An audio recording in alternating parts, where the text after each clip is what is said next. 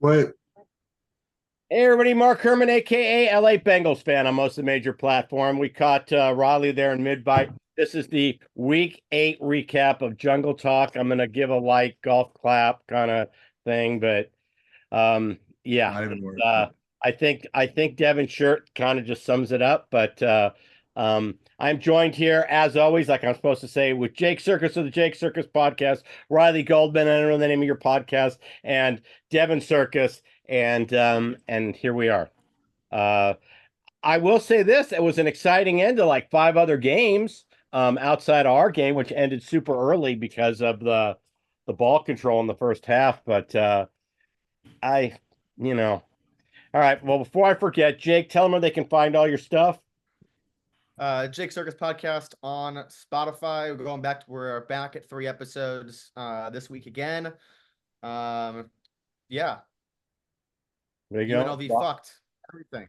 Yeah, Fuck and them. Riley, tell them, 80 tell them where they million can find personal fouls. what's that?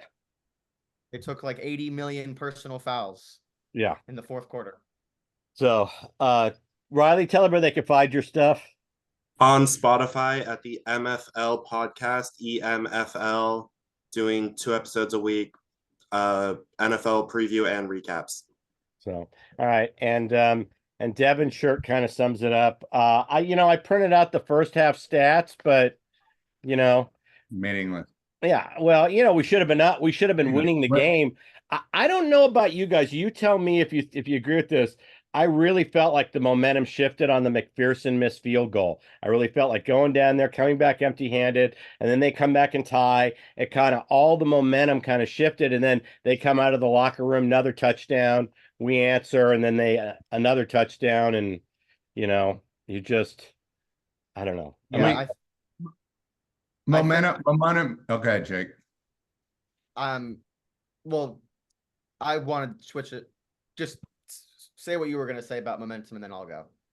No, that was it. I was just going to say, I was just going to say, sure, momentum shifted. I know Jake's got a take he's got on the end of the first half, which I don't agree with, but I'm assuming that's where he wants to go.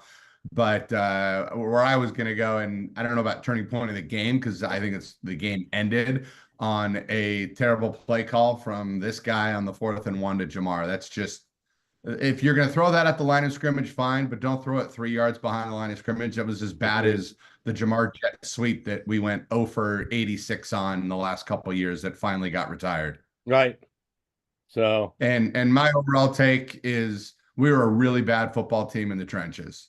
Yeah. Oh, look, offensive line has been fine all year. They weren't awful today. They weren't great. Losing Brown is as bad as being 2-5.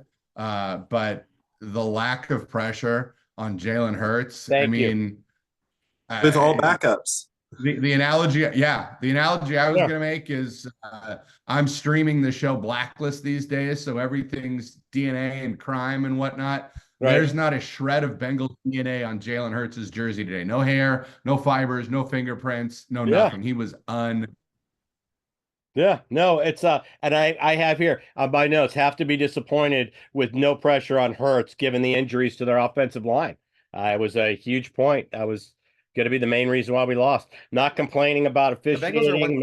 It's you have to shake your head. The Bengals are a one-trick pony at this stage, the way that they're constructed. They are really bad at trying to find a running game. They've been struggling with that all season, and they have one good pass rusher, and when he's getting blocked by a backup left tackle all game and can't get anything, you see that on the deep pass to Devontae for the touchdown, that Sam Hubbard was getting pushed upfield, not just blocked. He was getting pushed upfield one-on-one with the backup tight end, who is there for pass protection, but that's an absolute joke. Right. They still have not been able to find a 3 technique that can generate inside pressure. BJ Hill is an average NFL player. They're a one-trick pony. They rely on Joe Burrow to carry them. And today, the 2 plays that lost them the game were both in Joe Burrow's hands. The Eagles made a great play on that interception down the field. Yes. Down 10. Can't really knock Burrow for that throw, but it was a great play. And then they had a one read behind the line of scrimmage pass on 4th and 1. Like we're getting better. At least it was in Burrow's hands. But again, you don't let him do what he does best and make a read. And you have wide receivers who can't block out there trying to, find space for Jamar, and Cooper DeJean. That's what he does best. Is he has great instincts, and makes a great play and blows that up. So this is a fundamentally, structurally, situationally a bad football team on all levels. Well, you are what your record says you are, and that's what we are. I mean, we're a 3-5 team. That's it. No, we're not. We're not a 3-5 team. Aren't we 2-5? 2-6? Oh, three No, and 5. sorry. We could have got to 4-4. Sorry. We could have got to 4-4. Sorry. It just feels. My bad. It just feels worse than 3-5. That's all. But I mean, when you look at who we, It does. When you look at who we've beaten, it's we're bottom tier team. There's nothing else. I want to be positive. The crazy thing is, Jake started us on this point a couple weeks ago. Dolphins lose, Colts lose, not Jaguar, Jets lose. Like, sadly, we're still going to wind up being less than 2 games out of a playoff spot. You missed the biggest one. The Ravens lost. Yeah, but they're 3 games ahead of us. Right, but they lost. only 2. So only 2. They're 5-3. They're 5-3. 2 games behind them. Yeah. They started 0-2. It doesn't, Cool. Yeah, no. It doesn't matter. Like, you've seen all this. One conference win. It's like last year. We're not going to have any tiebreakers. But and we're not going to be in playoff contention.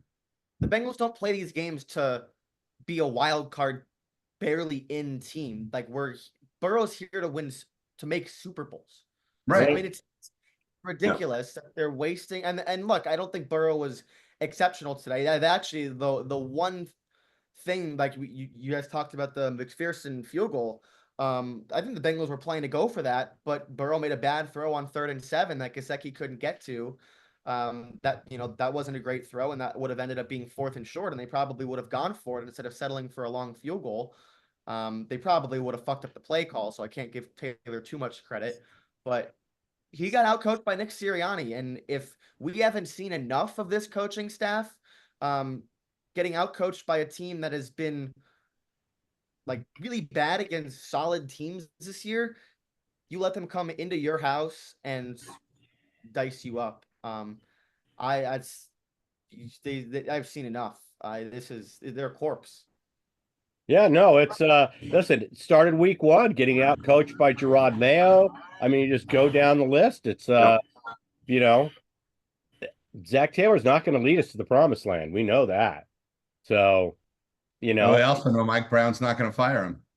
He will if Joe Burrow pulled his support and said, I want him out of here. Brown's gonna listen to Burrow. So maybe. But yeah, no. Magic Johnson, Paul Westhead. No, just yeah. Well, no, like I said, he's your future. Zach Taylor's not the future. Joe Burrow's the face and the future of this franchise. And if Joe Burrow pulls his support in behind the scenes, he won't do that in public. Joe Burrow's far too high caliber a character to do that. And this will be behind the scenes. But if he pulled his support from Zach Taylor would get fired. If it's Zach or me, what's Mike Brown going to do? Lou's done too. I mean, Lou might as well pack the bag. The complete inability. I had it before Devin said it. We weren't there yet, but I had it right here. You just had to be disappointed at the fact that we couldn't. I love your DNA example. We couldn't get near Jalen Hurts the entire game against a beat up offensive line. So, and Darius Slay left the game in the third quarter. Couldn't take advantage of backups everywhere. And his backup is the one that made the play on the interception. Yeah, tipped the ball. It was a good throw. It was the right read. I don't fault Joe for that. But that certainly, that kind of sealed our fate, because we were now in a Washington game kind of scenario where we were just we had to keep pace with the scores. And once that turnover happened and we got that 2 touchdowns, that was it. I knew we were done. I think the one, maybe 2 positives we had in this game, Jermaine Burton finally found the field. Yeah. had a nice 41-yard catch. I mean, he was going against Slay in the end zone, so and that was a great play by honestly both of them. That I'm not going to fault him on that one. But then Miles Murphy is also getting pressure. I think he's our only defensive player that got a tackle in the backfield. I could be wrong on that one. Oh, Mike Hilton had two. Right. So only D linemen to actually get a ADG had tackle one in the too, but backfield. Yeah, well, one of them wasn't a D lineman, so that's your problem. You Right. can't have Mike Hilton, putting more pressure in the backfield than Trey Hendrickson. So Murphy was the only D lineman. ADG had one, Hilton had two, but Murphy's the only lineman to do it. yeah, so just But we got gashed all over the place. I mean, Barkley had a very economical 22 for 108. He seemingly got five. He didn't have anything long, which means he had just a bunch of 5-6 yard carries. Just absolutely nothing. We touched on it. Our run game was dreadful. I feel like the only good run we had all game was the touchdown run, and it was what, 5 yards? Well, we run on obvious running downs, and when we do run, we just run into the pile. It's not like there's any kind of scheme to take advantage of Chase's ability with that extra gear. He never even gets out of second gear because he's running into a pile of guys. I don't know what the plan is on these runs. So they don't have their offensive line isn't built to run the ball. Right. They're a really bad run blocking offensive line. It's been that way for forever. I mean, all season. They had a 12% success rate running the ball today. 12. Right. The league average is like 38. Right. No. You just got to shake your head up. By the way, one last thing. Sorry. Jalen Hurts today had he was the third, it was either third or fourth most efficient game in the database that I have in terms of EPA per play. Okay. 99th percentile EPA per play for Jalen Hurts today. Well, that's one of the most efficient games of all time. Yeah, well, that gets to your lack of pressure. I mean, you're supposed to get in his face and disrupt him and make him not comfortable back there. And at no point today did you feel like he was ever under pressure. No. So I just, you can't, I think just the way you're so disappointed in this team. I'm disappointed in the effort. I'm disappointed in the coach. I'm extremely disappointed in the coaching staff. But, like the sentiment on the show is, will Mike Brown ever make a move? So, well, I think that they'll fire Lou because they have to make a move. So I think that Lou will go. Well, I don't know. Let's hope. I don't know if Taylor is going to go. The only way you get rid of Zach is if Joe puts his foot down. That's the only way you get rid of Zach. I don't understand how, as a franchise, you are looking at this product and you've now lost at home 4 times. No. Who else? Who are you going to blame? There's no thing. You can't fire the team. No. You have all young players on defense. There's some guys who have fired. Been able to figure out the safety position since Jesse Bates left. But who are you going to fire? Who is to blame for this? Well, there has to be a change. And what can you control? You can change one side of the ball or the guy in charge. But I agree completely. And I will say, we're talking about Lou and the defense. Thought the cornersback did not do a bad job. It's really hard to cover guys when the quarterback has 12 seconds to throw the ball. Yeah. CTB, a couple of great plays early in the game when it was close. Battle got beat on the Devontae Smith touchdown, but he was right there, had a hand in between Smith. Smith made an unreal play. They held their own, but there's only so much you can do. And if you're watching, everything they did was over the middle, in between the zone, when Hurts had all day to make a play, and you can't blame the secondary on that. No. Like I said, you make your secondary look better by getting pressure on the quarterback. And at no point did we dial up a scheme with a beat-up offensive line to get any pressure on Hurts. So Hurts picked him apart. The Bengals don't run a lot of man coverage. This is not at all on the secondary. I've never once said, "Oh, the secondary is bad. They need to get new corners and and new safeties. An example No, that no, I I just always want is like an example that I always use is when you look at college defenses and every college corner. There's 5 college corners at any given time that are like locked down and like NFL guys like really really good. Most college defenses are built off causing havoc. You got to cause havoc in the backfield. You got to have tackles for loss. You got to get sacks. You got to bat down passes and speed up the quarterback. And the Bengals don't do that. They're a college defense that doesn't have a pass rush. They play bend don't break, and they're not forcing mistakes because they're not causing havoc. And it all comes down to the spine of defense and where it's built, and it's structurally flawed the way it's built because they have one pass rusher, and there's the guy who's supposed to be the second pass rusher is like Ohio royalty for whatever reason because he hasn't done anything in 3 years. I have one question that I want to throw out there. I'm not blaming the officials for this game, so I don't want this taken the wrong way. But how come they stopped forward progress on the tight end in the third quarter with like a second? I mean, he was stopped for like a second, and they stopped his progress. Yeah, Jalen Hurts was like 10 seconds to the push. Yeah, I don't understand. Yeah, that was a very inconsistently quick progress whistle. Yeah, we were Jake and I talked about that. I agree. Yeah. So that's my only comment. And I'm not blaming the officials because we clearly lost this game due to lack of pressure and our coaching. That could have changed things up. But I did question that. Like that should have been our fumble recovery that would have taken away a score.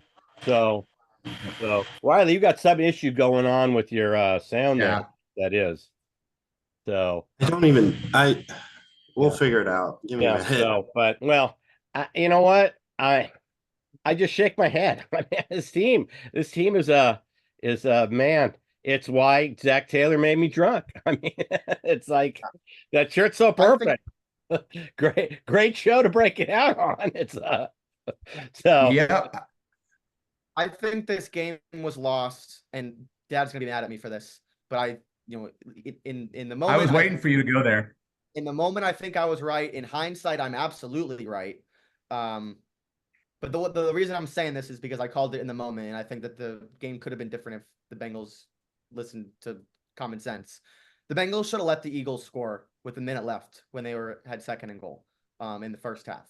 You knew they were going in. The Bengals deployed every possible resource on the face of the planet to try to stop the Eagles, and they didn't. And even if that spot was bad on third down, the Bengals were not stopping them on fourth down. They had a first and second goal with over a minute left and no timeouts. They should have let them score. At worst, you go down, get a field goal. Instead, the Bengals give the Eagles the ball up 10-3, don't touch it again until they're down 17-10. Yeah.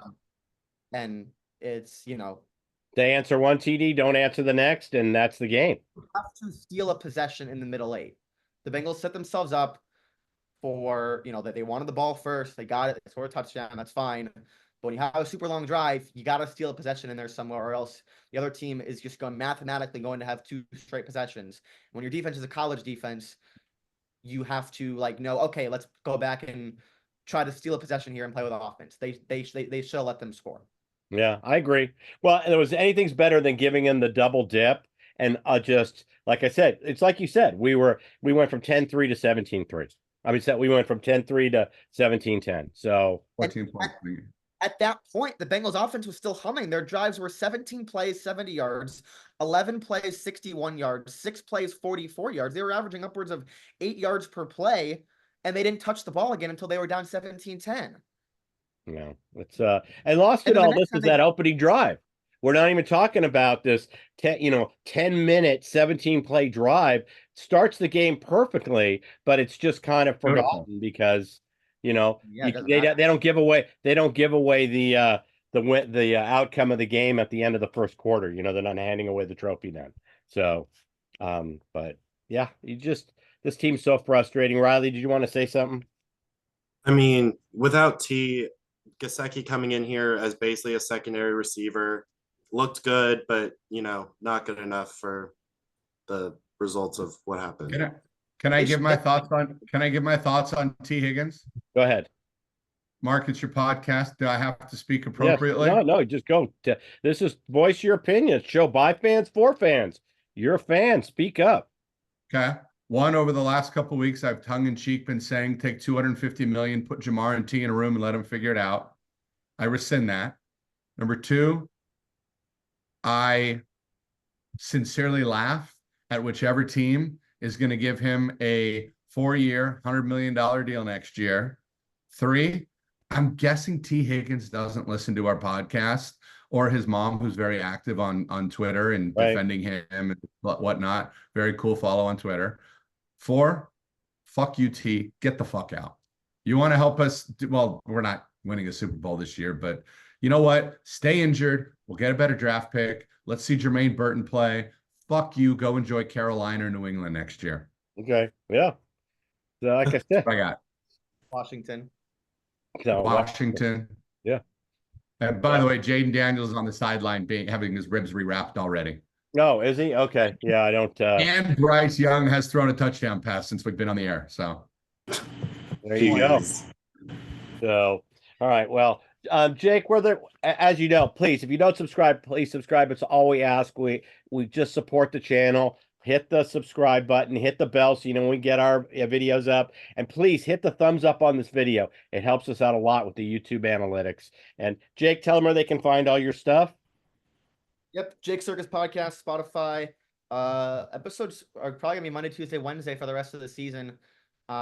Make sure to listen to the NFL Gambling Show. It's gonna be up on Tuesday afternoons, where we've been beating the closing number all year. Still trying to find a win when we're beating the closing number by 2-3 points every week. But make sure to listen to those because we're beating the number by a lot this year. So doing a good job reading the market. So make sure to listen to that for info for NFL gambling.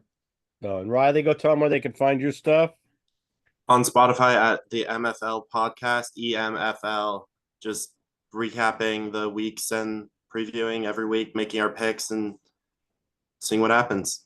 Well, I was going to say in the show when I opened, I was going to say something about I felt the season slipping away, and I still do kind of feel that way. But numerically, with everybody who lost today, we're still sitting 2 games out. So, guys, it's a regroup. Vegas next week and the Ravens after that. But the next 2 weeks are critical. I mean, we've got to get to 5-5. We just have to get there. And keep in mind, not only have we lost to a couple of bad teams, but we've only beaten bad teams. No, believe me, I said our 3 wins are not marquee wins, and that was the thing we said going into this game. The Eagles were a lot like us. They had beaten up on a lot of this on the same 3 bad teams, and we this was it. The reason why they had a winning record is they win their close games. They won the close one. We didn't. So you just shake your head. I don't know what else to say.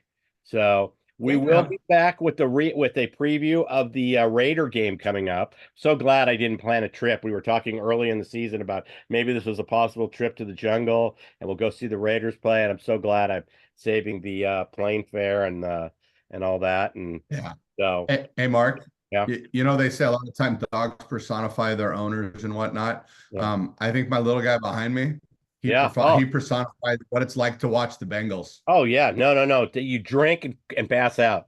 There you go. That's the winning formula. Right yeah, you know how Eli Manning says you can't lose the tailgate. You know what? That's your self-medication. Drink and pass out. Yeah. And wake up and go, did the Bengals play today? Maybe it's like the flashing light in Men in Black that erases your memory or something. I kind of need that right now. So, yeah.